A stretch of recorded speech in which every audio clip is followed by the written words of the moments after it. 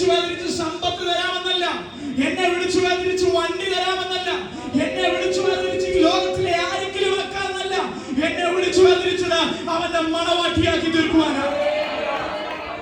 അങ്ങനെയുള്ള കർത്താവിനെ സ്തുതിപ്പാൻ ഭാഗ്യം ലഭിച്ച പ്രിയപ്പെട്ടവരെ, നമുക്ക് അതല്ല വേറെ എന്താ പറയാനുള്ളത്?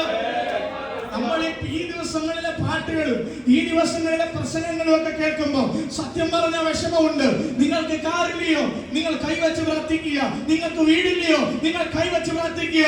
ബുദ്ധിയില്ലാത്ത മനുഷ്യരെ, ഈ ഭക്തന്മാർ സകലവും ധരിച്ച്, ജീവനും ധരിച്ച്, തങ്ങൾക്കുള്ള സകലവും ധരിച്ച് ഈ കർത്താവിന് വേണ്ടി നിന്നപ്പോൾ അവർ നേരിടുന്നത് നഷ്ടങ്ങളായിരുന്നെങ്കിൽ, കഷ്ടങ്ങളായിരുന്നെങ്കിൽ നമുക്ക് എന്തിനാ വേണ്ടി